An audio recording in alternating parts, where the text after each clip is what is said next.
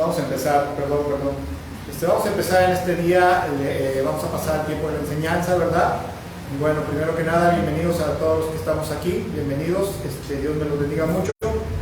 Y también bienvenidos a los hermanos y amigos que nos estarán viendo a través de esta transmisión, ¿verdad? Esperamos que la enseñanza les sea de bendición y edificación. Y bueno, en este día vamos a iniciar como de costumbre con una pequeña trivia bíblica, con una serie de preguntas y respuestas para edificar cada día más nuestro conocimiento, ¿verdad? Y bueno, vamos a la primera pregunta de la trivia bíblica de este día. Y vamos a ver qué nos dice la primera pregunta de la trivia bíblica en este día. Y dice, trivia bíblica, dice la primera pregunta: ¿quién fue el hombre que le puso nombre a todos los animales? Adán. Sí, eso dice Adán. Espérame tantito, voy a callar a este gallo, le voy a apretar el pescuezo porque nos está aquí haciendo un show. A ver, vamos a ver qué dice la respuesta. No, pues esta está de kinder, ¿verdad? Esa está muy fácil. Dice, efectivamente fue Adán, y eso dice en Génesis capítulo 2, verso 19, que el Señor le llevó a todos los animales para que les pusiera nombre. Así que de tal caso, ¿verdad?, que en la actualidad todos los animales, el nombre de los animales se los puso Adán. Siguiente pregunta de esta trivia bíblica: ¿quiénes fueron los dos primeros hombres vivos en ir al cielo?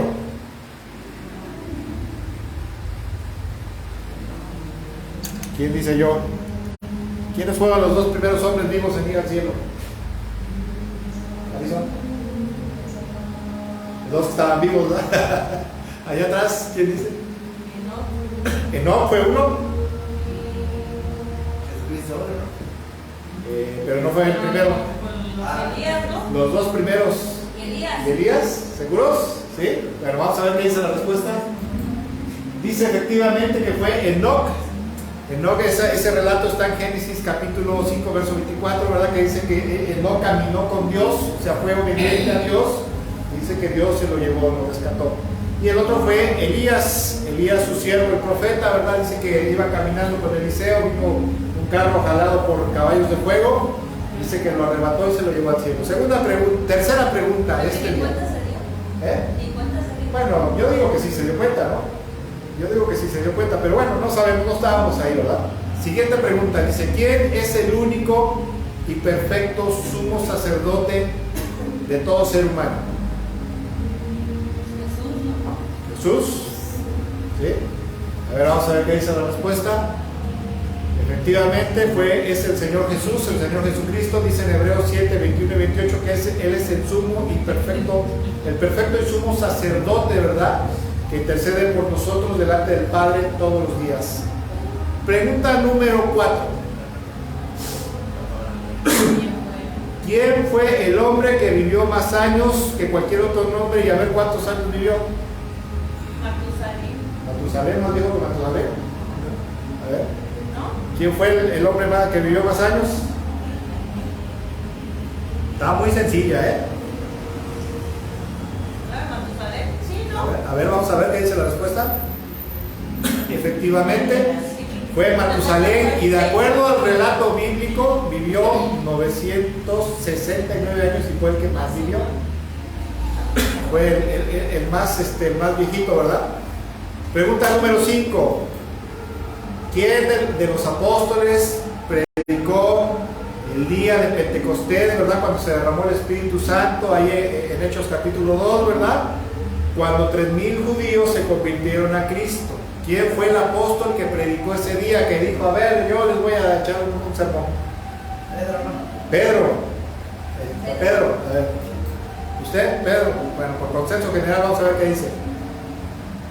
Efectivamente fue el apóstol Pedro, ¿verdad?, que dijo, a ver, un momento, estos no están borrachos, esto es lo que dijo el profeta Joel: en aquellos días derramaré mi espíritu, ¿verdad?, sobre los siervos y las siervas, etcétera, etcétera. Esto está en Hechos capítulo 2.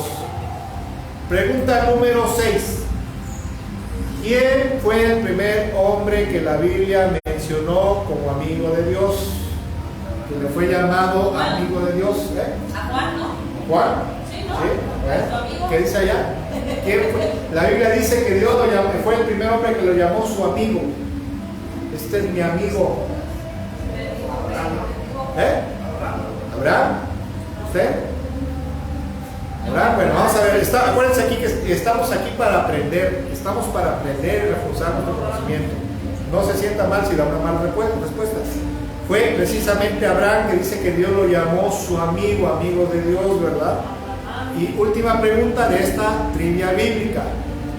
Dice, ¿quién fue el primer predicador del Nuevo Testamento? Está muy sencillo. ¿Cuál? ¿El apóstol?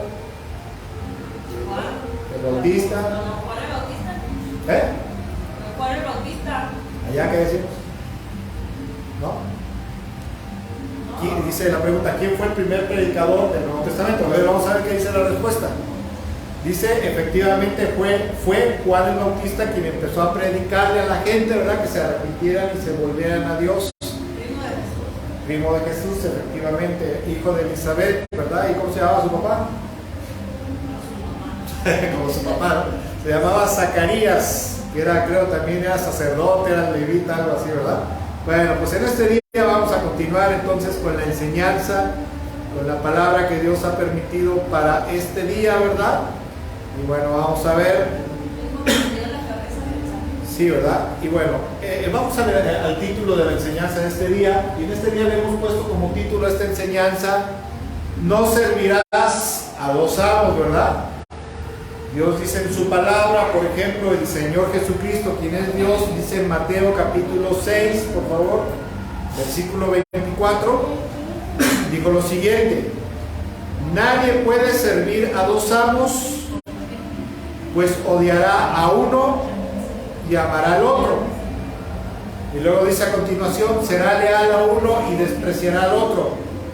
Y luego, como dice al final, no se puede servir a Dios y al dinero, a las riquezas, ¿verdad? Ahí la palabra en la Biblia es la palabra griega mamonás, que era el nombre personificado del Dios de las riquezas. O sea, no puedes servir a Dios y a el Dios de las riquezas al mismo tiempo, ¿verdad? Y en esta porción la palabra servir es la palabra douleuo, que básicamente significa ser esclavo de alguien, ¿verdad? ¿Sí? Estar esclavizado a alguien, servir como esclavo, es convertirse en esclavo, ¿verdad? Ser controlado, que tu vida sea controlada por alguien, ¿verdad? Entonces lo que el Señor está diciendo aquí, no puedes estar controlado por Dios y su voluntad y al mismo tiempo por el afán, ¿verdad? Por el amor al dinero, por el amor a las riquezas.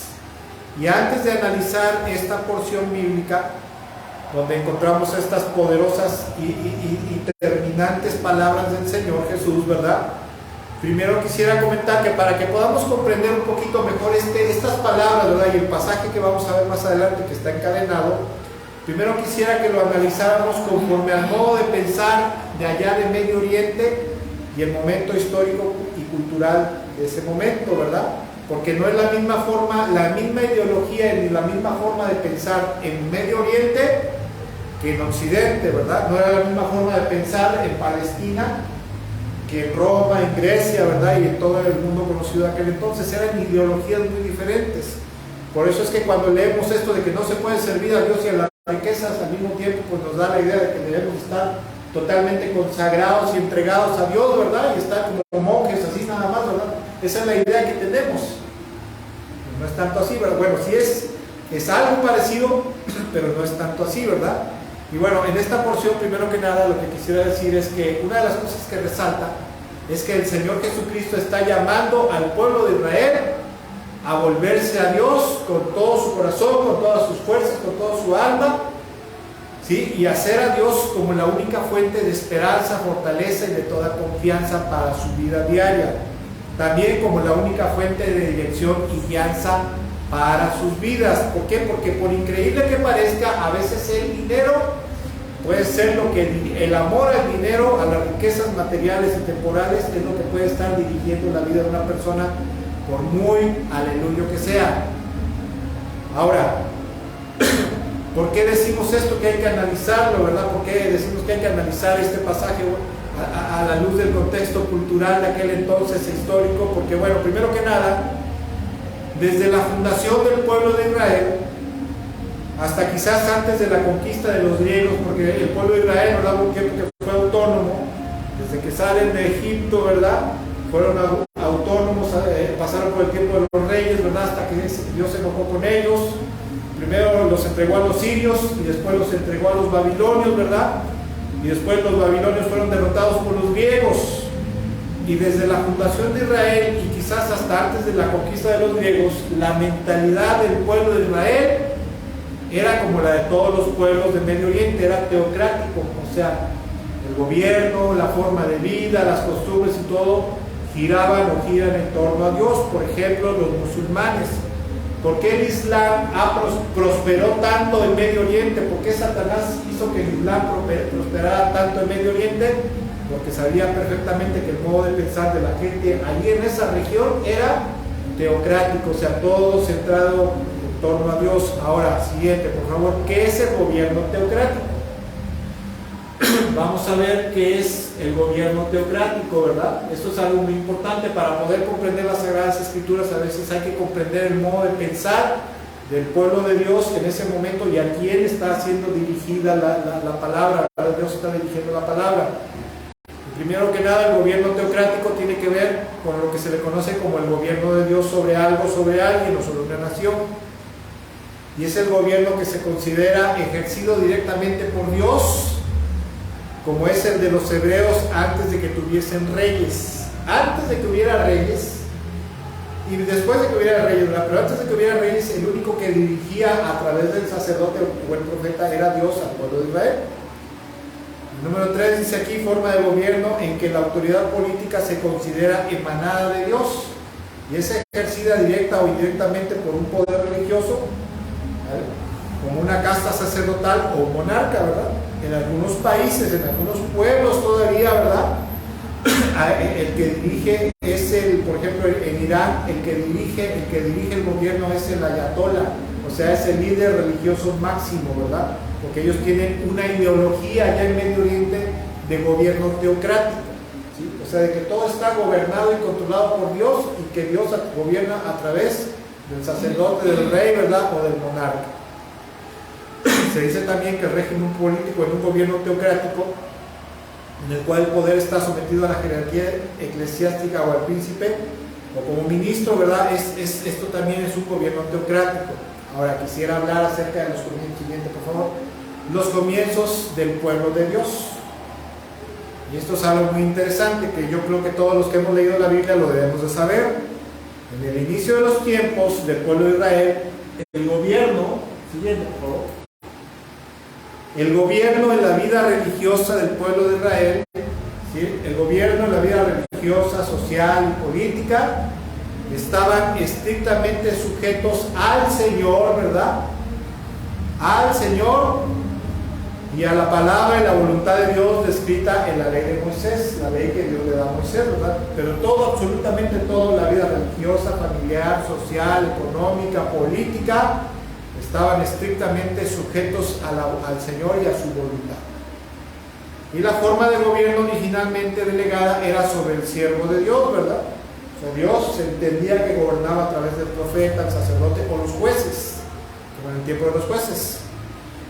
Y obviamente el siervo de Dios era quien transmitía la voluntad del Señor para el pueblo. Esto es un gobierno totalmente teocrático.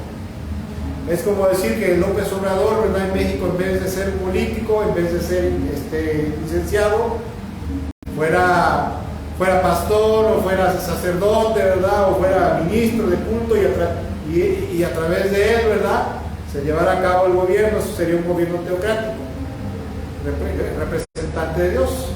Y bueno, posteriormente, ¿verdad?, en los inicios del tiempo del pueblo de Israel, en el tiempo de Saúl, el primer rey de Israel, el poder y autoridad para gobernar al pueblo de Israel recayó sobre los reyes, los cuales eran considerados siervos y ungidos del Señor para dirigir a su pueblo.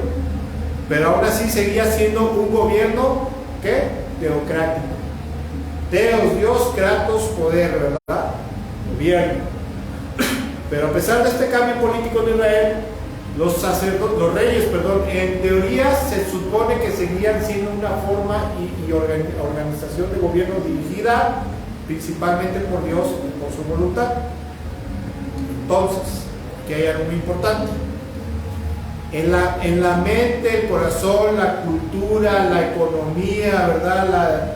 Toda actividad en el pueblo de Israel, en cualquier clase de actividad, Dios seguía siendo la fuente principal de autoridad, de esperanza, de luz, de dirección, de obediencia. ¿Sí? ¿Por qué? Porque todo estaba totalmente ceñido al Señor y a su voluntad, y se regían, de hecho, la ley de Moisés, en Levítico, en Deuteronomio, ¿verdad? En Éxodo, tiene normas y principios de vida, como si fuera una constitución política.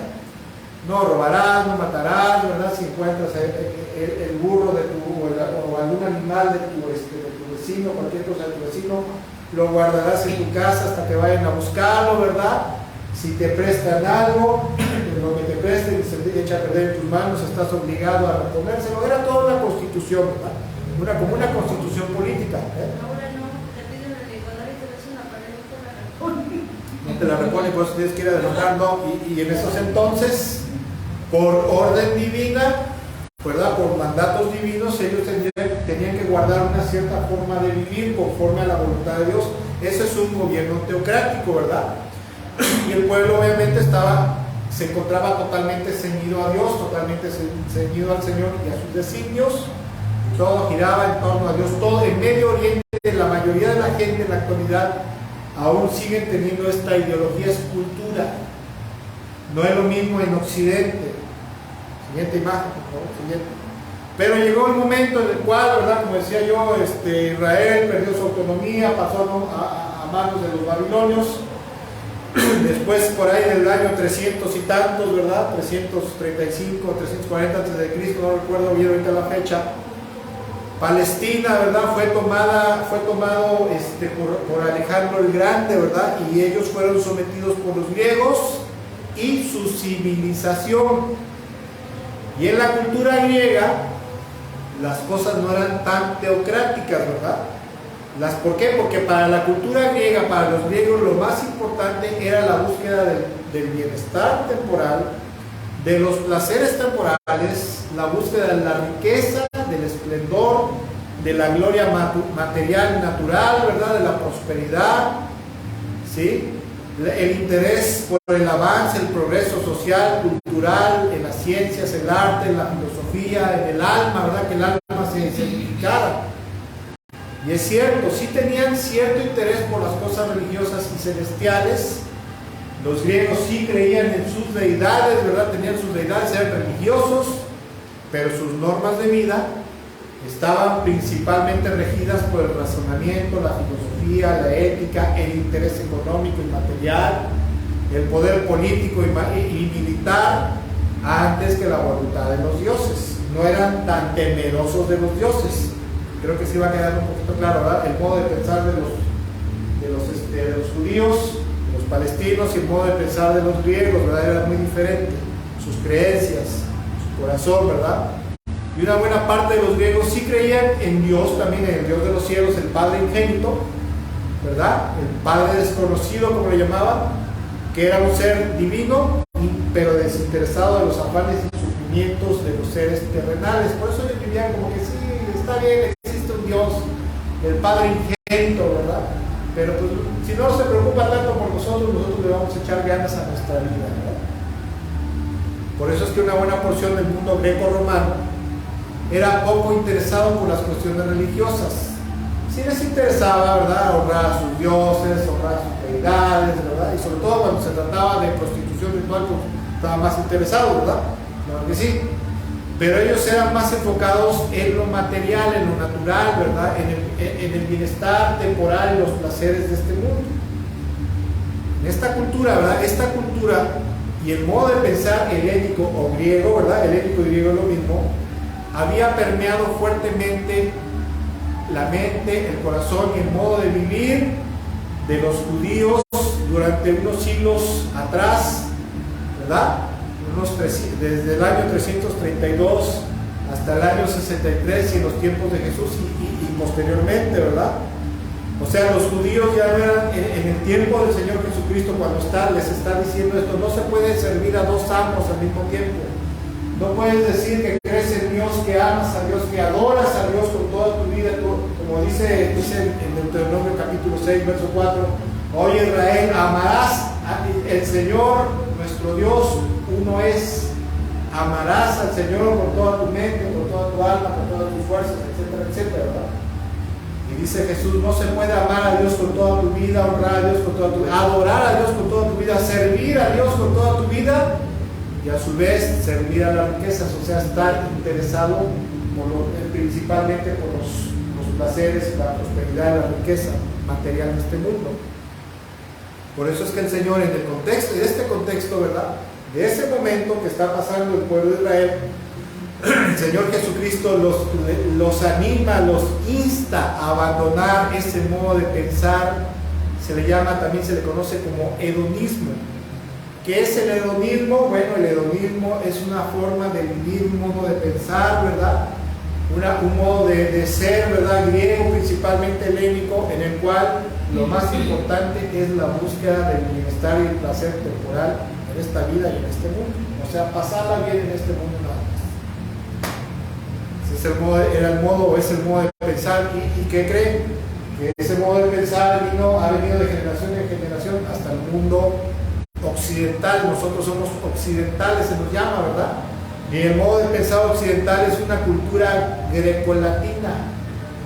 Tenemos mucha, bueno, la gente del mundo en México, en Estados Unidos, en Latinoamérica, en Europa, tiene una alta influencia de la filosofía, la ética, ¿verdad?, y el modo de pensar de los griegos. Por eso es que allá los musulmanes son tan aferrados a Alá, ¿verdad?, que sea un dios pagano, pero ellos creen mucho en Alá. Y aquí en México, bueno, pues sí creen, bueno, la gente del mundo cree en la Virgencita, los santitos, el Diosito, esto y lo otro, pero vamos a echarle las cervezas, ¿verdad?, el pecado, a echarle ganas al trabajo. Y Dios así, nada más vamos los domingos a misa y nos perdonamos y se acabó. Pero no lo consideran fuertemente en su vida, todos los días, ni en cada día de su vida. Y por eso es que el Señor aquí les está diciendo, tienen que dejar esa forma de vivir, ¿verdad?, de pensar, de sentir y de vivir, de estar afanados siempre y preocupados por el materialismo, por la prosperidad material y por la búsqueda incesante del bienestar temporal en este mundo, para volverse a Dios y dedicarse de nuevo, ¿verdad?, a la búsqueda intensa del Señor, ¿sí?, a las cosas de su reino, ¿sí?, y descansar todo su corazón en la gracia, la misericordia y la providencia del Señor. Porque al parecer, por lo que podemos leer, lo que vamos a leer más adelante ahorita, ¿verdad?, la siguiente parte, ¿verdad?, vamos a analizar el contexto de lo que dice más abajo. Al parecer el pueblo de Dios en ese entonces, y a lo mejor en la actualidad, ¿verdad?, estaban muy preocupados por la lana, por el billullo, ¿verdad?, si tienes dinero estás en paz, y si no tienes dinero andas todo tembloroso, ¿verdad? Pero ¿por qué era eso? El pueblo de Israel no era así. El pueblo de Israel descansaba totalmente en el Señor, porque como era su Dios, ellos esperaban, ¿verdad?, esperaban que su Dios los bendijera de pe a pa, ¿verdad?, y descansaban en el Señor. Estaban en paz. Pero la ideología del pueblo de Israel había cambiado de una cultura teocéntrica a una cultura materialista del mundo, ¿verdad? Por esa razón vemos aquí al Señor Jesucristo llamándolos a dejar esa ideología tal como la de los pueblos paganos, el mundo helénico, romano, ¿verdad?, materialista, enfocada en la búsqueda de las riquezas y el bienestar temporal, ¿sí?, y los insta a volver a las cosas espirituales. Por lo tanto, el Señor Jesús aquí nos da una gran enseñanza y dice, no se puede. Les dice, no pueden, ¿verdad? Como pueblo de Dios no pueden estar divididos entre dos intereses y dos corazones, dos afectos. Como pueblo de Dios no pueden estar enfocados totalmente en el Dios de los cielos, en el Dios de Israel, y a la misma vez, ¿verdad?, andar correteando la chuleta, andar intensamente en la búsqueda de la prosperidad, de la riqueza, del bienestar material en todo momento, y poner toda su confianza en los bienes. No se puede, es algo que no se puede. Ni bíblicamente, ni espiritualmente, ni delante de Dios no se puede. Ahora, no estoy diciendo que hay que tirarse, ¿verdad? Así en una hamaca y rascarse la panza y esperar que todo te caiga del suelo, porque eso tampoco, del cielo, perdón, porque eso tampoco es bíblico. Lo que el Señor Jesús está diciendo aquí es que irremediablemente una persona no puede someterse a los intereses y a la agenda de actividades para la búsqueda de riquezas materiales, ¿verdad? De la prosperidad material a fondo, y a la vez someter su vida plenamente a la búsqueda, a adorar, a buscar, a obedecer y a servir a Dios, a sus planes y a sus intereses. Esto es un tipo de vida tibia. Un pie en Cristo, un pie en el mundo y la riqueza, ¿verdad? No se puede. Es imposible la vida, no podemos partirnos entre dos intereses, ¿verdad? No se puede que tu vida esté dirigida por la Dios y su voluntad y por el deseo de amasar cada día más riquezas y ser más prósperos. No estoy diciendo que Dios esté peleado con el dinero ni con la posibilidad, ¿verdad?, de poder tener un mejor trabajo, tener una mejor casa, un mejor coche, ¿verdad?, que tus hijos puedan ir a lo mejor a alguna universidad de pago. Y aparte de eso tenemos que ser responsables y trabajar. No estoy diciendo que no se pueda hacer eso ni que Dios esté peleado, pero a veces la prosperidad material va en contra de la voluntad de Dios y de la doctrina del Señor. Porque a veces la gente, cuando quiere prosperar, a veces tiene que aplicar el dicho que dice Primera de Trácalas 1:2, el que no tranza no avanza, ¿verdad? El que no tranza no avanza, dice Primera de Trácalas 1:2. ¿Verdad? O el Segunda de Codos, capítulo 4, verso 1. Si te doy dinero se me acaba, ¿verdad? Me duele el codo, ¿verdad? Pues quiero más, quiero más. Y con Cristo, con el Señor Jesucristo, no se puede pretender ser su siervo y discípulo fiel, ¿verdad?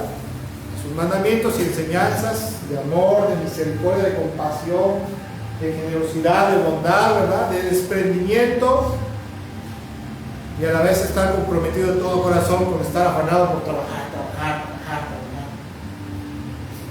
¿Por qué no vas a la iglesia?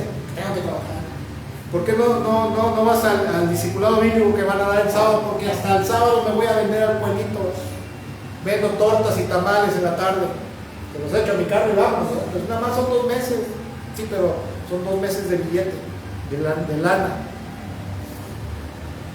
¿Por qué no se puede? Porque la doctrina del Señor Jesús no es una doctrina de prosperidad material ni terrenal, como muchas sectas carismáticas de pentecostales manejan en la actualidad. Iglesias de la prosperidad, que se le llama, ¿verdad?, que se dice declara, decreta, siembra, pacta y el Señor te va a prosperar, ¿verdad?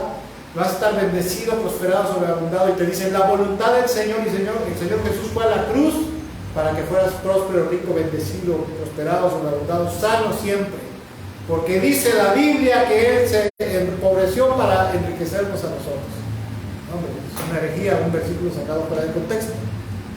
Dice Lucas, la doctrina del Señor no es una doctrina de prosperidad terrenal ni material, como lo manejan algunas sectas paraevangélicas. Lucas capítulo 12, versículo 15 al 23. A ver si no me equivoqué. Ok. Dice, luego miró Jesús a los que estaban allí y les dijo, no siempre vivan con el deseo. Esta es la traducción en lenguaje actual, es una versión actualizada. Dice, luego miró Jesús a los que estaban allí y les dijo, no vivan con el deseo de tener más y más. Fíjense cómo dice Dios, ¿Jesucristo es Dios? Sí. Creo que lo vimos en la clase pasada. Creo que sí, ¿verdad? Lo vimos en la clase de este jueves. Dice Dios, dice Jesús, dice el Señor, no vivan siempre con el deseo de tener más y más. Esto habla de, dice, no, otra versión dice, no vivan con avaricia, ¿verdad? No por ser dueños de muchas cosas se vive una vida larga y feliz. Fíjense qué tremendo, qué bonito dice esta versión. Dice, no por ser dueños de muchas cosas se vive una vida larga y feliz o plena. Hace no mucho platicaba yo con una persona que me decía, es cierto, estoy comprobando que que entre más deseas tener y tener, ¿verdad? Y yo deseo tener y tener más, Nada de eso, ni una persona, ni ningún logro, ni propiedades, ¿verdad? Me puede dar la paz y la felicidad que solamente el Señor me da. Esta persona lo dijo, ¿verdad? Ahora sí que como que ratificó, ¿verdad? Lo que Dios me ha estado hablando en esta semana pasada, ¿verdad? No por ser dueño de muchas cosas se vive una vida larga y feliz. Versículo 16. Y enseguida el Señor Jesucristo les puso este ejemplo. Las tierras de un hombre muy rico habían dado una gran cosecha. Era tanto lo que se había recogido que el rico no sabía dónde guardar los granos. Pero después de pensarlo dijo: ya sé lo que haré. Destruiré mis viejos graneros y mandaré a construir unos muchos más grandes, ¿verdad? La otra versión dice: agrandó los graneros. Y allí guardaré lo que he cosechado y tengo. En aquel entonces la prosperidad material de una persona dependía de lo que producían sus campos, de la cantidad de terrenos que tenía, y que también esa cantidad de terrenos podía tener muchos animalitos. Entre más animales tenía y más campos y más cosecha tenía, era más rico. Lógico, ¿verdad? Eso es lógico. Versículo 19. Después le diré: ya tienes suficiente para vivir muchos años, come, bebe, diviértete y disfruta de la vida lo mejor que puedas. Pero Dios le dijo: qué tonto eres, insensato. Esta misma noche vas a morir y otros disfrutarán de todo lo que has guardado. Otra versión dice: esta misma noche vendrán a pedir tu alma. Se iba a colgar los tenis, iba a entregar el equipo esa noche. Así les pasa a todos. Así les pasa a todos los que amontonan riquezas para sí mismos. Se creen muy ricos, pero en realidad ante Dios son pobres, pobres espiritualmente, secos, vacíos, muertos por dentro. Y vuelvo a repetir, Dios no está. Si nosotros leemos el libro de Proverbios, podemos ver que Dios no está peleado con que haya prosperidad material. Si eres trabajador, diligente, recto, honesto, aplicado a tu chamba, dice que el Señor te bendecirá y te prosperará, ¿verdad? El problema aquí estamos viendo un problema de avaricia, de un deseo desmedido. Dios nunca está peleado con el deseo de mejorar en tu vida, en cualquier área, ¿verdad? Con lo que está peleado es con el deseo avaricioso, incesante de ser cada vez más rico y cada vez más rico y cada vez más rico, ¿verdad? Es que, hermano, la situación económica está muy difícil y hay que pedalearle más. Sí, sí es cierto. Trabájale un poquito más, ¿verdad? Échale más ganas, ¿verdad? Pero no te olvides de Dios, de su reino, de sus cosas, ¿verdad? De sus mandamientos. Versículo 22. Después Jesús le dijo a sus discípulos: no se pasen la vida preocupados por lo que van a comer o beber o por la ropa que van a ponerse. Como dice, no se pasen la vida preocupados, afanados, ¿verdad? Por lo que van a comer o beber o por la ropa que van a ponerse. La vida no consiste solo en comer, ni el cuerpo existe solo para que lo vistan. Y esto yo doy testimonio de esto. Cuando amas a Dios y temes a Dios, hasta el Señor hasta te provee de cualquier forma, pero te provee de comida, de ropa, de vestido, de todas las cosas que necesitas. A veces sin que tú lo pagues. Y bueno, una de las cosas que quisiera comentar es que la calidad espiritual de la vida, su suerte, su relación ante Dios y su eternidad, no depende de la abundancia de bienes en este mundo. El bienestar verdadero de una persona, la felicidad y bienestar verdadero de una persona, de un cristiano, en este caso de un hijo de Dios en este mundo, no depende de la abundancia de los bienes, porque hay gente cristiana, yo conozco gente cristiana que tiene mucho dinero, que ha prosperado, ¿verdad?, que se ha aplicado en su vida, pero desafortunadamente les viene una enfermedad que los tiene postrados en cama, con unos problemones de salud, ¿verdad?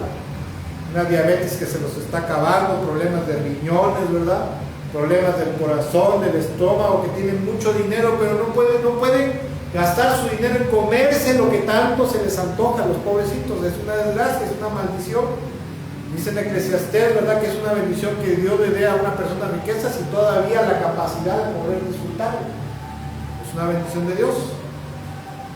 O sea que el bienestar verdadero de una persona no depende de la abundancia de los bienes, sino de nuestra relación con Dios, cómo nos llevamos con Él, qué tanto lo amamos, lo buscamos, lo obedecemos, guardamos sus mandamientos, porque entonces Dios se encargará de bendecir. La palabra de Dios, creo que hace 8 días lo vimos, una palabra que vimos al final decía que practica la palabra de Dios, recibirá ¿qué? Bendición por practicarla.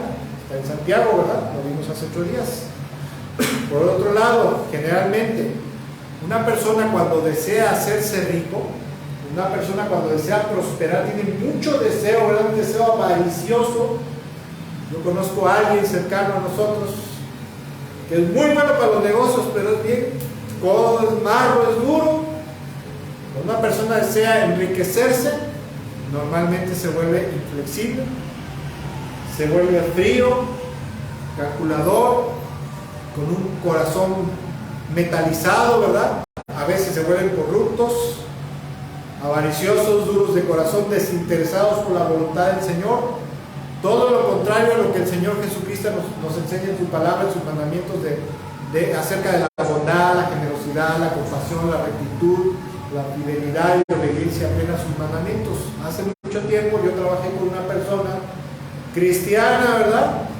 Evangélica, que tenía un negocio de transporte y te hablaba muy bonito, ¿verdad? Cuando yo empecé a tratarlo, no, amén, aleluya, hermano, mira, la iglesia, el pastor da estos estudios así, yo estoy dando un estudio de tal, el profeta, y hay que servir al Señor, hay que honrar al Señor con nuestras vidas, y te hablaba muy bonito.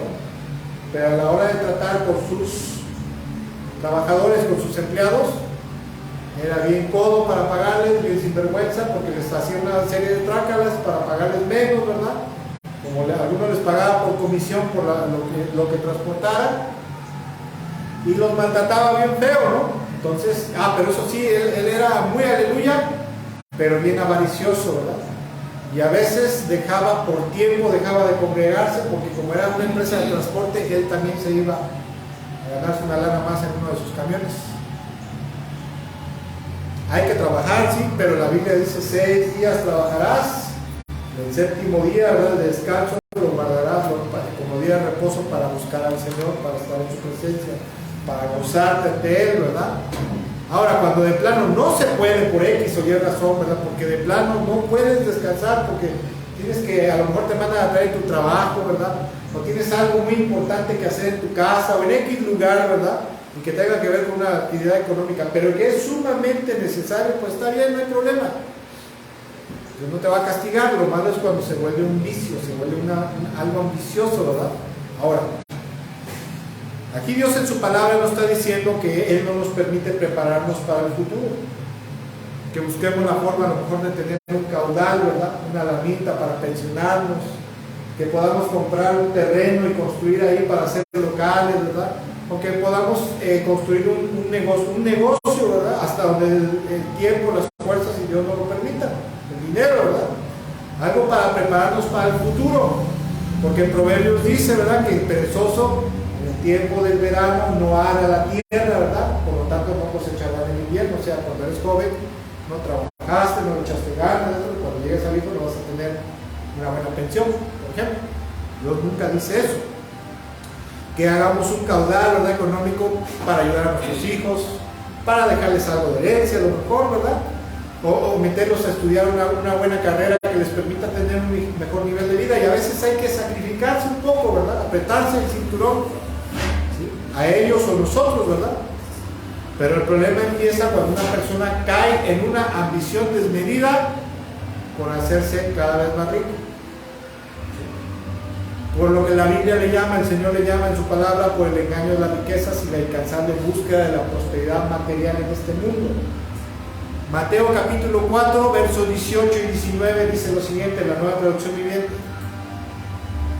Dice, está explicando la parábola del sembrador, ¿verdad? Dice, unas semillas cayeron junto al camino, en tierra dura, otras cayeron entre rocas, otra semilla cayó entre espinos y otra semilla, ¿verdad? La palabra del Evangelio cayó en tierra fértil. Y luego dice, con respecto a las semillas que cayeron entre los espinos, dice, las semillas que cayeron entre los espinos representan a los que oyen la palabra, ¿verdad? Oyen el Evangelio, oyen una predicación, una enseñanza, un discipulado, no sé, ¿verdad? Un consejo bíblico, Versículo 19. Pero muy pronto el mensaje queda desplazado por las preocupaciones de esta vida, el atractivo de la riqueza y el deseo por otras cosas, así que no produce ningún fruto. Me llama mucho la atención que esta escritura dice por las preocupaciones de esta vida, ¿verdad? Es increíble, pero cuando una persona está preocupada por algo en esta vida, su mente, ¿verdad?, se bloquea y la palabra de Dios se vuelve infructuosa en su vida. Porque, por ejemplo, si tiene una preocupación de cómo salir adelante de un problema económico, es inclusive capaz esa persona de llegar a pensar en formas ilícitas, contrarias a la santidad y la justicia de Dios para resolver su problema. O está tan preocupado, ¿verdad?, por cómo le va a hacer el día de mañana, ¿verdad?, ¿qué voy a hacer el día de mañana? ¿Cómo voy a resolver esto? Que todo el tiempo está así. Y el Espíritu Santo le quiere hablar a su mente, a su corazón, ¿verdad?, pero no deja que la voz del Espíritu penetre en lo profundo de su ser. Y luego dice, por el atractivo, el engaño de las riquezas, dice otra versión, ¿verdad? A veces la riqueza se puede convertir en un motor, en el motor principal de la vida de un cristiano, de un hijo de Dios. Y eso es un engaño. ¿Quién debe ser el motor principal de la vida de un cristiano, de un hijo de Dios? ¿Quién debe ser? Cristo Jesús, el Rey de Reyes, el Señor de Señores, nuestro amo y Señor. ¿Sí?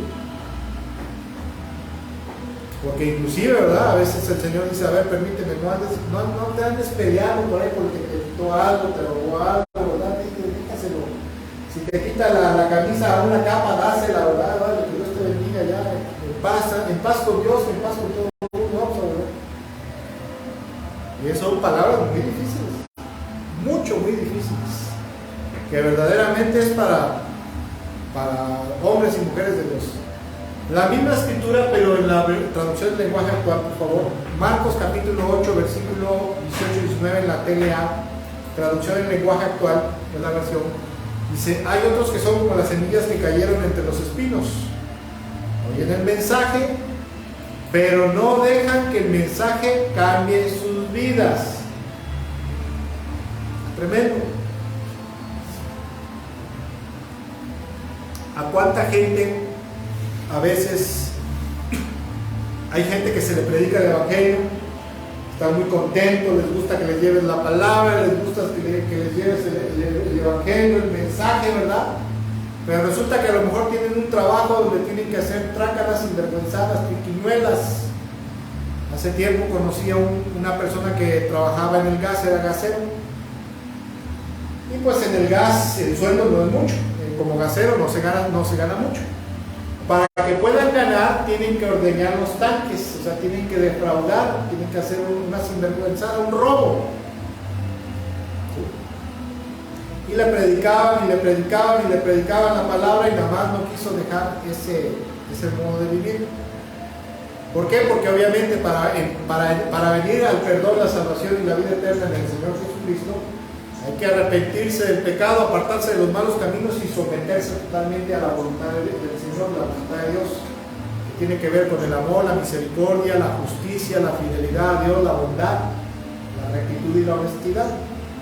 Entonces dice, pero no dejan que el mensaje, que la palabra cambie su vida. Solo piensan en las cosas que necesitan y en cómo ganar dinero y en cómo disfrutar de esta vida. Lo dice Dios. Hay gente, ¿verdad?, que cuando se le predica el evangelio, la palabra, el que está totalmente endurecido, que escuche todo el momento así, pero se distrae en otras cosas, viene el diablo, lo distrae en otras cosas, lo marea y se le olvida el mensaje del evangelio. El llamado de Dios al arrepentimiento y a la fe y obediencia a Cristo. El llamado a dejar el pecado. Está el otro nivel, ¿verdad?, que son los que caen entre las rocas, ¿verdad?, que reciben la palabra con gozo, ¿verdad?, pero como su compromiso con Dios y con Cristo no es profundo, al poco tiempo se apartan y vuelven al mundo. O se vuelven religiosos, van a la iglesia, pero nada más no cambian, ¿verdad? Y está este nivel, ¿verdad? Otros son como las semillas que cayeron, la semilla que cayó entre espinos, oyen el mensaje, pero no permiten, o sea, ellos mismos no permiten que la palabra de Dios, la enseñanza, el mandamiento de Dios transforme su vida, porque solamente se la pasan pensando en qué necesitan, qué van a comer, qué va a pasar el día de mañana, ¿verdad? Se va a caer el peso, va a aumentar el dólar, va a subir el pollo, va a subir el gas, va a subir esto, va a subir el otro. ¿Cómo le voy a hacer para meter al chamaco, a la chamaca a la escuela, etcétera, etcétera? Se la pasan pensando en cómo ganar dinero y en cómo disfrutar esta vida, y por eso la palabra de Dios no produce un fruto en sus vidas. ¿Pero tiene la culpa Dios? No. Y ahí la parábola del sembrador, ¿verdad? El cuarto tipo de persona es el que es una tierra fértil, o sea, un corazón noble, manso y humilde, entendido, ¿verdad? Humilde con Dios, que dice, ah, caray, sí, pues no debo de andar ordeñando los tanques de gas, Señor, ¿verdad? Perdóname porque eso es robo, ¿verdad? Señor, perdóname, voy a cambiar de forma de vida. Y esos son los que dan fruto al 100, al 60, al 100, al 30, 60 y 100 por uno. Así dice la Escritura.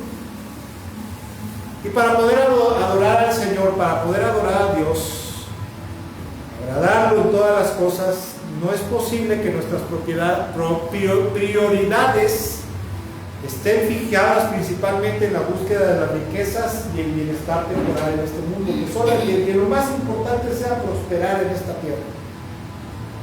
No es posible. Número 2, no es lógico, porque nos vamos a morir, y aunque nos echen todas nuestras riquezas ahí en el hoyo, se van a quedar en este mundo. Es más, va a venir el sepulturero en la noche y tu cuerpo lo va a botar por allá, ¿verdad? Y se va a llevar todas las riquezas. Vas a quedar así, ¿no? Y los opilotes ahí dando de vuelta. Pues ya cuando he visto un niño por atrás con la mudanza.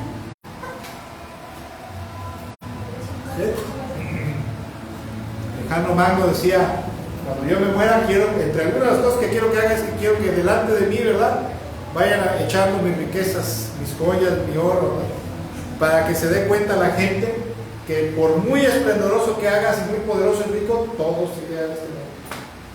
Eso decía Lejano Magno. Pero desafortunadamente a veces, ¿verdad?, creo que el sentir y el vivir de mucha gente en el cuerpo de Cristo, en el mundo evangélico actual, ¿verdad?, a veces mucha gente somos muy religiosos, ¿verdad? Amén, hermano, gloria a Dios, aleluya, aleluya, ¿verdad? Nos congregamos, ¿verdad?, constantemente, a veces somos medio fanáticos, ¿verdad?, fanáticos religiosos, pero a veces nuestros corazones, en lo profundo de nuestro corazón, están más interesados en prosperar económica y materialmente en este mundo, en estar mejor y en disfrutar el placer en este mundo, en la búsqueda del placer. Eso es una ideología que Satanás ha metido a través del movimiento carismático del pentecostal. Precisamente se le conoce como la teología de la prosperidad, la superabundancia y la sanidad continua. Es que si estás enfermo es que debe de haber un problema y una maldición generacional, ¿no? O algo te comiste que no escupiste, por eso estás así salado, estás bajo maldición. Vamos a orar para romper cadenas de iniquidad, ¿verdad?, ataduras de iniquidad. Mentira. El Señor Jesús dijo, confíen en mí, yo he vencido al mundo, ¿verdad?, pero en este mundo aún así tendrán aflicción. ¿Qué les dijo antes de partir, verdad? En la última cena les dice, el mundo me odia a mí, ¿verdad? Sí, pues a ustedes también, ¿verdad? Y algunos los van a perseguir, los van a corretear de la sinagoga. Es más, inclusive habrá gente que quien los mate pensará que le están haciendo un servicio santo a Dios. No, pues gracias, Señor, por decirnos antes, ¿no?, el futuro que nos espera, gracias. Jesús nunca dijo que la vida en Cristo en esta tierra iba a ser un lecho de rosas. El apóstol Pablo, el grandísimo, bueno, no grandísimo, pero uno de los más grandes siervos de Dios, el apóstol Pablo, siendo un ungidazo usado para sanar enfermos, resucitar muertos, ¿verdad? El Señor hacía señales, milagros y prodigios poderosísimas a través de él, y aún así tenía un aguijón en la carne.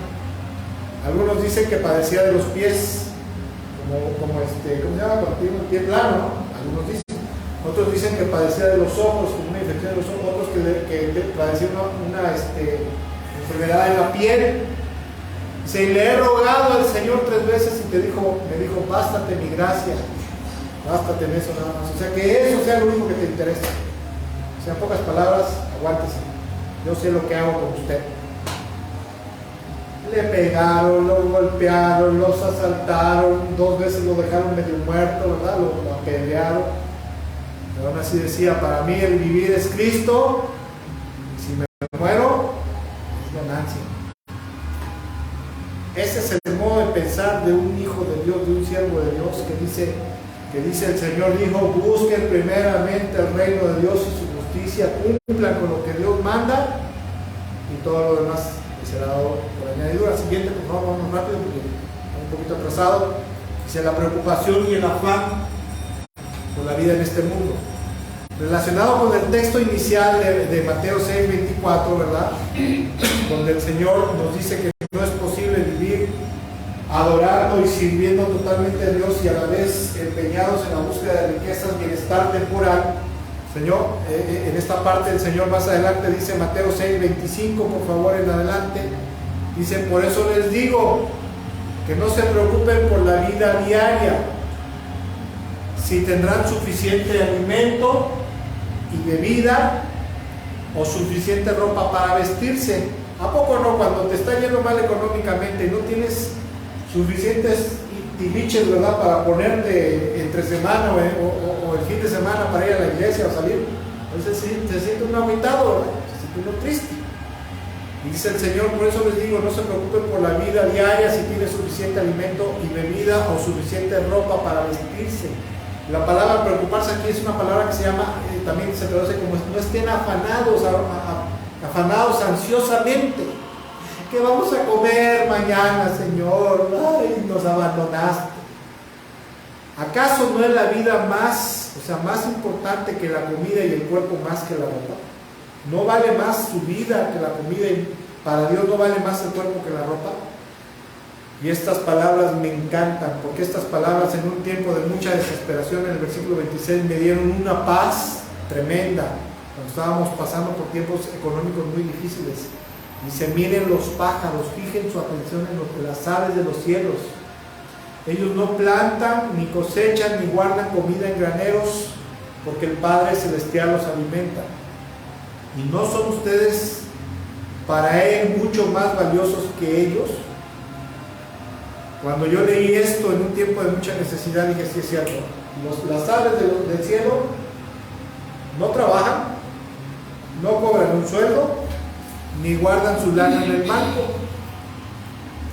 y aún así el Padre Celestial les da de comer, porque el Padre conoce nuestras necesidades a diario, y el Padre es bueno. Señor Jesucristo es bueno y el Espíritu Santo es bueno, Dios es bueno, no desampara nunca a la obra de sus manos. Versículo 27, ¿acaso con todas sus preocupaciones pueden añadir un solo momento a su vida? ¿Y por qué preocuparse por la ropa? Miren cómo crecen los lirios del campo, no trabajan ni cosen su ropa.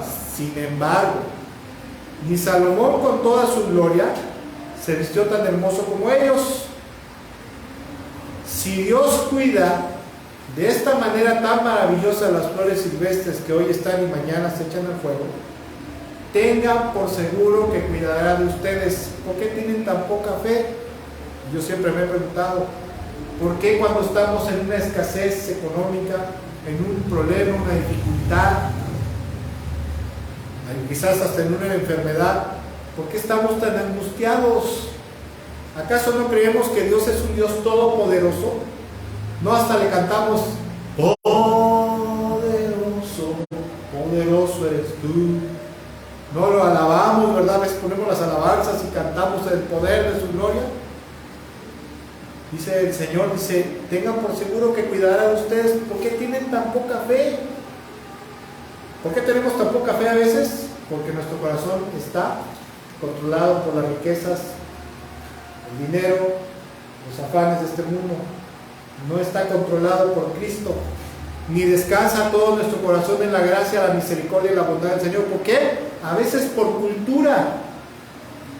¿Qué decía yo al principio? Los judíos eran, los israelitas y Medio Oriente son teocéntricos, teocráticos, en su mayoría, ¿verdad? Descansan en Dios. Hermano, no ha llovido, no va a haber huesos, no te preocupes, vamos a orar al Señor, el Señor nos va a mandar la lluvia. No ha llovido, chécate cómo va a estar el meteorológico, el interés se nos va a ir en el banco más alto, ¿verdad? Se va a encarecer el frijol, el huevo, el azúcar, ¿verdad? Por la carne. Versículo 31, así que no se preocupen por todo eso diciendo qué comeremos, qué ropa nos pondremos. Cuando dice el Señor así que no se preocupen por todo esto, ¿Será una sugerencia o será una orden de parte de Dios? Dios no da sugerencias, El Señor da órdenes y manda, así que no se preocupen por todo esto diciendo qué comeremos, qué beberemos, qué ropa nos pondremos. Esas cosas, siguiente por favor, esas cosas dominan el pensamiento de los incrédulos, de los paganos, de los inconversos, de los que no son cristianos.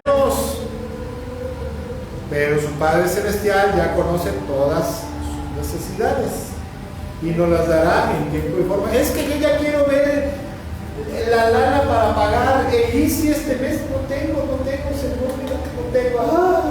Y Dios dice, tranquilo. Y sí, lo primero que hacen, pues voy a ir a devolverlo ya, padre. Dios dice, tranquilo, espérate. Las veces que me he accidentado, que han sido 2 en la moto, un día, la primera vez que me accidenté y me quedé tirado, lo primero que vino a mi mente, Dios mío, ¿y ahora qué voy a hacer? ¿Con qué vamos a comer? ¿Con qué voy a mandar a mi hija a la escuela, Señor, por favor? ¿Qué voy a hacer? 15 días me la pasé incapacitado, pero en esos 15 días pudimos ver mi familia y yo la mano poderosa del Señor. Hasta nos mandó dinero a través de hermanos, a través de gente que no es cristiana, ¿verdad? Para mes y medio. Y así ha sido siempre. Claro que en el diario de Dios, nuestro Padre Celestial dice, órale papacito, órale, a buscarle, porque yo soy un Dios que hasta ahora trabaja, mi hijo trabaja y usted también, órale. Pero cuando algo malo te llega a pasar, viene y te mete en otro, ¿no? Te saca adelante, nunca te va a desamparar. Versículo 33, y las palabras célebres del Señor que dice, busquen el reino de Dios por encima de todo lo demás y lleven una vida justa. Esto significa, busquen el reino de Dios y su justicia significa llevar una vida justa. Amor, obediencia, santidad, pureza, verdad, rectitud, honestidad, y Él les dará todo lo que ¿qué? Esta es una promesa de Dios que se cumple si cumplimos los 2 requisitos primeros. ¿Cuáles son los 2 requisitos aquí primero del versículo 33? Buscar a Dios, las cosas de Dios, poner interés en el reino de Dios y sus asuntos, ¿verdad? Y la otra es ¿qué? Llevar una vida justa. Porque la Biblia dice que Dios bendice al que le obedece, al que es justo. Hay lugares donde dicen, no, tú clama, adora, salta, canta, danza, ¿verdad? Pero me estoy portando mal, no te preocupes, tú haz faramayas y Dios te va a bendecir, no es cierto. ¿No? ¿Qué dice el Señor? ¿Acaso a mí me agradan más los holocaustos y sacrificios a que se me obedezca? Yo conozco gente que no das un cacahuate, ¿verdad? Como evangélico por él. Es el que llega, el hermano que siente, se sienta hasta atrás, está ahí, pero es bien fiel y obediente. Y ahí están los otros, ya ven, y la montaña se mueve. Pero son tremendos, inmorales, trácalas, sinvergüenzas, injustos, y les va en feria. Y el otro hermano que es noble, que no hace payasadas, que nadie lo pela, es al que el Señor bendice, ayuda, fortalece y guarda. Versículo 34, así que no se preocupen, no se afanen por el mañana. ¿Se durmió? ¿Ya entró? Dice, así que no se preocupen, no se afanen, ¿verdad?, por el mañana, porque el día de mañana traerá sus propias preocupaciones. Los problemas del hoy son suficientes, o sea, los problemas de tu tiempo actual, ¿verdad?, lo que estás pasando ahorita son suficientes. No te estés preocupando por el futuro, ¿verdad? Tampoco, vuelvo a repetir, tampoco Dios dice, no te eches a dormir, ¿verdad? Trabaja, búscale, pero no andes afanoso, ¿verdad? O sea, en pocas palabras, el que se la pasa muy preocupado por el dinero, la comida, la ropa, la economía, la prosperidad, el bienestar familiar, el futuro económico, siempre se encuentra tan perturbado en su mente, en su corazón, que no es capaz de interesarse plenamente en su relación con Dios, en las cosas que tienen que ver con Dios, en su fidelidad a Cristo y en los asuntos del reino de los cielos, como entre ellos, por ejemplo, predicarle el Evangelio a alguien, aprender más la palabra de Dios para compartirla con la gente que me rodea, ayudarlos a venir a Cristo. ¿Por qué? Porque normalmente la gente del mundo evangélico en Occidente, acá en Occidente, en México, que somos occidentales, así se nos conoce, normalmente estamos afanados, preocupados por la lana, el billete, la prosperidad, y por lo tanto nuestra mente está perturbada, cerrada a las cosas de Dios. Una de las cosas más difíciles que puede haber en la vida es confiar toda tu vida en las manos de Dios, porque es cuando confías toda tu vida en las manos de Dios es como si estuvieras viendo algo invisible. Es que no lo veo. No, pues no. Mejor voy a confiar en lo que tengo en el banco, lo que tengo abajo del colchón. Es muy difícil confiar toda tu vida a Dios, sí, pero es lo más efectivo. Es imposible para una persona pretender decir que crees mucho en Dios, que confías plenamente en Dios, que Cristo Jesús es tu amo y Señor único y absoluto, y después sales del culto y te estás tronando los dedos. Ay, ya viene la luz. Ay, ya viene el pago de compartamos. Ay, ya me enfermé. Ay, ya me voy a morir. Ya, Señor, ya me voy a morir. Ya llévame a tu presencia. No se puede decir amo mucho a Cristo, creo mucho en Él, y luego estarse tornando los dedos. O sea, no checa, no es congruente, ¿verdad?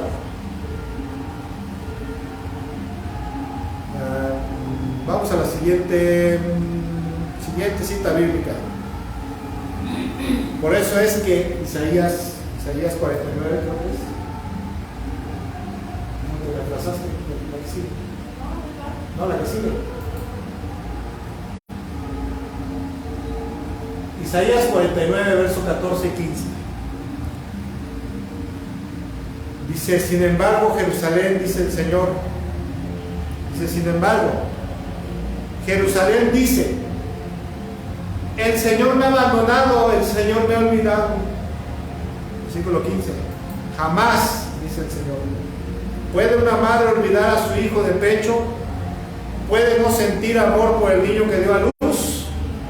Pues aún si eso fuera posible, yo no los olvidaría a ustedes. Salmo 37, versículo 18 y 19. Día a día el Señor cuida a los inocentes. ¿Cuáles son los inocentes? ¿Los que son tontitos así? No, los limpios de manos, ¿verdad? Los que viven en santidad y justicia, ¿verdad? Pureza. Día a día el Señor cuida a los inocentes y ellos recibirán una herencia que permanece para siempre. No serán avergonzados en tiempos difíciles. Esta palabra como me encanta, dice, no serán avergonzados en tiempos difíciles, tendrán más que suficiente aún en tiempos de hambre. Elías, siervo de Dios, profeta del Señor, fiel y obediente al Señor, cuando se vino una hambruna sobre Samaria como juicio de Dios 3 años y medio, el Señor le dice, vete allá al arroyo, allá tomas agua del arroyo y te voy a mandar a los cuervos que te quieren de comer. Y efectivamente. Luego dice, vete a Sarepta de Sidón, allá hay una viuda que te va a dar de comer, llega la pobrecita, ya nada más tiene un chipotito de harina, unos palitos, ¿verdad? Dice, pues dame algo de comer, le dice a la viuda, Señor, pues nada más tengo un chipotito de harina, tantito aceite, iba a hacer un pan, ¿verdad? Lo iba a cocer en las brasas y después de eso nos vamos a dejar morir mi hijo y yo. No te preocupes, dice el Señor, ¿verdad? Que durante este tiempo no faltará, no escaseará la harina ni el aceite de la tinaja. Tú dame de comer ahora. Y durante todo el tiempo, 1 año, 2 años, no sé qué tiempo, nunca la harina, ¿verdad? Iba y sacaba harina y al otro día había otra vez harina y había harina y durante 1 año, a lo mejor 1 año y medio, nunca se acabó la harina ni el aceite. Un milagro de parte de Dios. Se pusieron gordos, yo creo, ¿verdad? Y los demás los veían así, ¿y estos qué están haciendo? ¿Qué están comiendo? ¿Aire o qué? Hay gente que cuando está pasando un tiempo de prueba, de dificultad económica, familiar, material, principalmente económica y material, siente que Dios no tiene misericordia de él, ni está preocupado por ellos.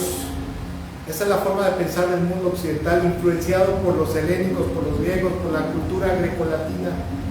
Así pasa en México y en todo el mundo occidental. Así pensaban los romanos, los griegos, ¿verdad? Que Dios no se interesaba por ellos. ¿Sí? Y aparte de eso, que mientras ellos estaban pasando tribulaciones, hasta se divertía con sus sufrimientos. ¡Ja, ja, ja! ¡Qué bueno que te está yendo mal!, ¿verdad? Eso pensaban los griegos. Eso pensaban.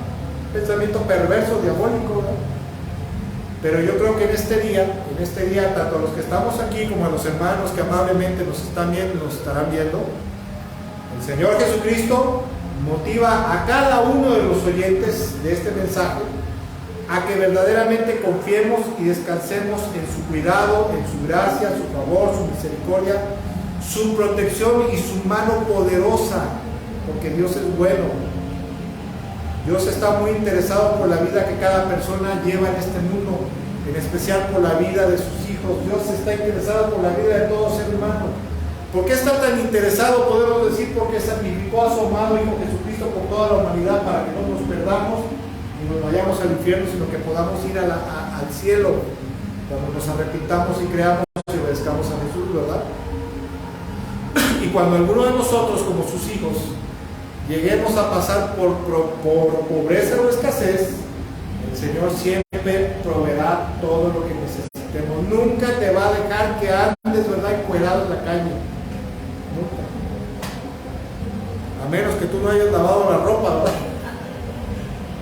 O te haya agarrado un perro y te haya rajado el pantalón y ahí vas aquí tapándote, ¿no? Pero el Señor nunca jamás va a dejar a nadie desamparado. Dice, todo aquel que en Él confiare jamás y nunca quedará avergonzado, nunca. No lo digo yo, lo dice el Señor. Por eso soltemos toda nuestra vida, ¿verdad? Dice la palabra, echen todo su afán en Él, ¿verdad?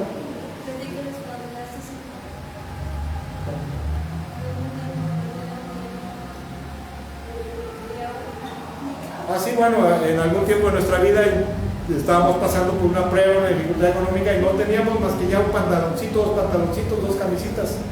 Pero, me acuerdo, nunca se me va a olvidar, tenía unos zapatos, ¿verdad? Que ya pisaba yo un chicle y ya sabía yo de qué sabor era. Y sí, la verdad, te dije, Señor, por favor, no permitas que esto siga pasando. Bendícenos, provéenos de ropa y de zapatos, Señor.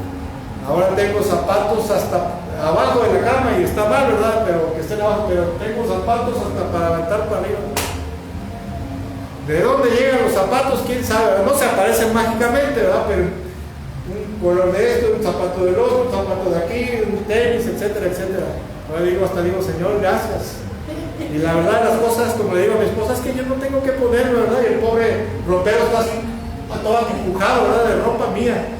La ropa que más lava mi esposa es mía, se llena, ¿verdad? Una, dos cargas, tres cargas de lavadora. Porque gracias al Señor ahora nos ha provisto. Entonces, ¿por qué te veo siempre con la misma camisa? Es que guardo la demás ropa para que no se me gaste. Por eso, amados hermanos, debemos de confiar plena y totalmente en el Señor, ¿verdad? Descansar nuestra vida en Él. Sí, hay que trabajar, hay que pararse temprano a buscarle cuando estamos jóvenes, hay que echarle ganas para buscar una pensión, un negocio para tener con qué sostenernos en la vejez, pero no debemos estar totalmente afanados. Debemos de buscar a Dios de mañana, de madrugada, tempranito, ¿verdad? Dedicar un tiempo de oración, un tiempo de lectura a su palabra, irnos a trabajar con su palabra en nuestra mente, en nuestro corazón, vivir la palabra, obedecer la palabra. Pero también debemos de buscar los tiempos, que va a haber un culto en la tarde, que va a haber un estudio bíblico, un discipulado, que hay que ir a predicar el evangelio, ¿verdad? Que mi vecina está enferma, ¿verdad? Voy a dejar esto, voy a ir a orar por ella y a llevarle una pequeña despensita, ¿verdad? Bendecirla. Debemos de tener interés por el Señor. Y por último, con esto quiero concluir. Vamos de nuevo a Mateo 6, 33 y 34, por favor. Donde dice el Señor dice que todas las cosas que necesitamos para sobrevivir en este mundo, Dios siempre las traerá como un regalo a nuestras vidas. Mateo 6, 33 y 34 dice, busquen el reino de Dios por encima de todos los demás y lleven una vida justa y Él les dará todo lo que necesiten. Así que no se preocupen. El Señor dice, no te preocupes por el día de mañana, ¿verdad? Porque el día de mañana traerá sus propias preocupaciones. Los problemas de hoy son suficientes para hoy. Confiemos de todo corazón en la buena voluntad y el buen corazón de nuestro Señor Jesús. Dios es bueno. Vamos a terminar este tiempo orando, dándole gracias a Dios. Señor, ¿puedes poner ahí para...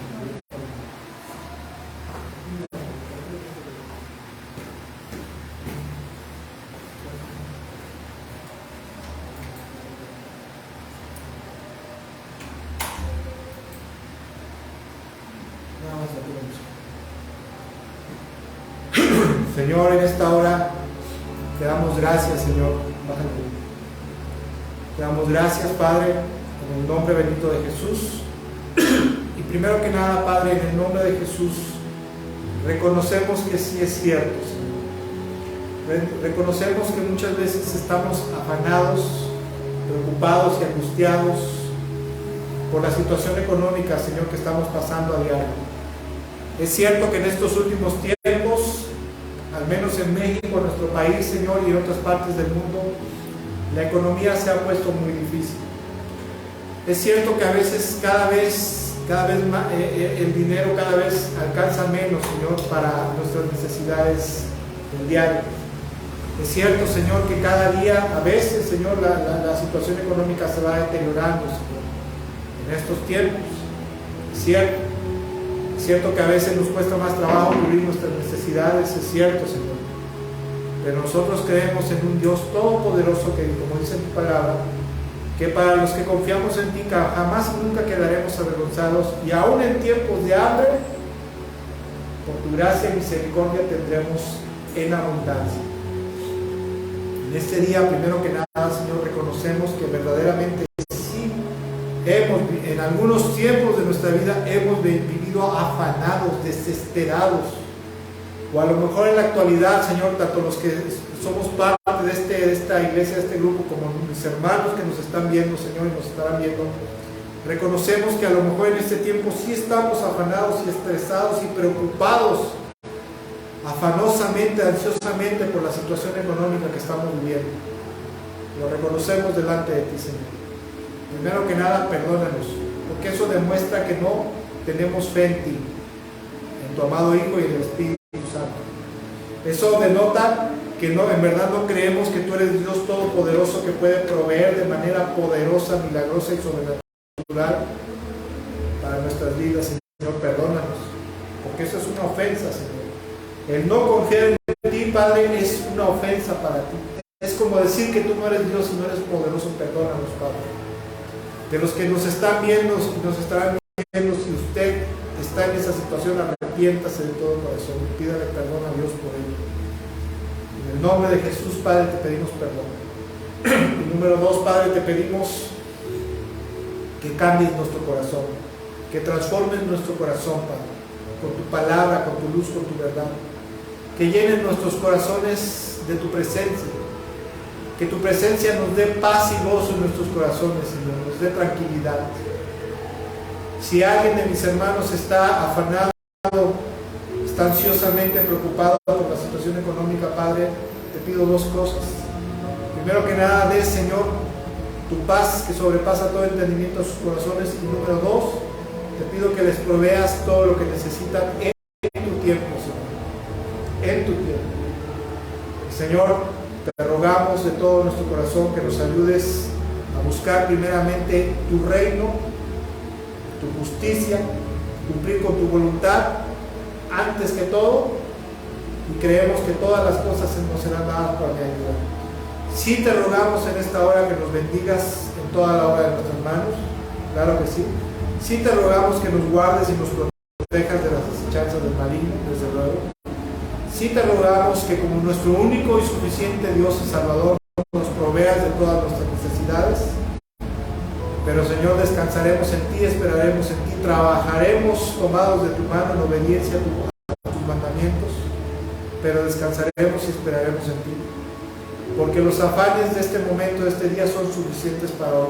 No queremos vivir atribulados, no queremos vivir preocupados, De alguna manera tú mandarás ayuda, Señor, mandarás socorro para proveernos lo que necesitamos y ayudarnos a salir del hoyo en el cual podamos estar. Eso lo creemos y eso los que te conocemos lo hemos vivido plenamente, Señor. Perdónanos por estar afanados. En el nombre bendito de Jesús. Te damos gracias y te rogamos que el resto de esta semana, Padre nuestro, en el nombre de Jesús, estés con nosotros, nos ayudes, nos favorezca, nos bendiga, Señor.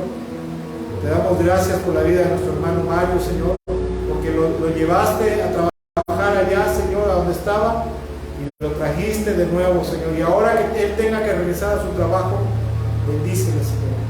Te ruego por la vida, Señor, de los hijos y los nietos, Señor, de Mario, de Selene, por la vida de Dora, Señor, de sus hijos, de su familia, por la vida de Víctor, de Verónica, Señor, de Ilse y todos nuestros hermanos que están con nosotros y han estado con nosotros, Señor. Te ruego por sus vidas, te rogamos por ellos, que los bendiga, los guardes, su descendencia, Señor, en el nombre de Jesús. También, Señor, en esta hora queremos pedirte, por favor, que nos ayudes a extender tu reino sobre esta tierra, que no permitas que las puertas del Hades prevalezcan contra tu iglesia, contra tu reino. Permite, Señor, que tu reino, tu iglesia se extienda en estas tierras de Córdoba, en esta colonia. Fertiliza, Señor, riega la tierra con tu Espíritu Santo para que la semilla del Evangelio, la semilla de tu palabra sea sembrada en las mentes y los corazones en esta tierra y dé fruto en abundancia. Y manda obreros a tu mies en esta tierra, Señor. En el nombre maravilloso de Jesús, te lo pedimos de todo nuestro corazón. También, Señor, en esta hora queremos darte una ofrenda conforme hemos decidido en nuestro corazón y nos hayas prosperado la semana. Sin manipulación, sin coerción, te la damos para ti, Señor. Pues tu palabra dice: honra al Señor con tus bienes, con los primeros frutos, Señor, de tus cosechas, así dices. Y el Señor te bendecirá, Señor. Te damos gracias y te honramos en esta hora con nuestra ofrenda, Señor. Te damos gracias, te bendecimos en el nombre de Jesús. Amén. Amén. Amén. Señor, en esta hora, Señor, damos terminado, Señor, por este tiempo. Te damos gracias por permitirnos recibir tu palabra, Señor, en el nombre de Jesús. Amén. Amén. Bueno, con esto damos por terminado este tiempo. Si Dios lo permite, nos vemos en la reflexión del miércoles y de ahí en el estudio. Amén. Que Dios me los bendiga mucho, hermanos, que pasen una excelente tarde.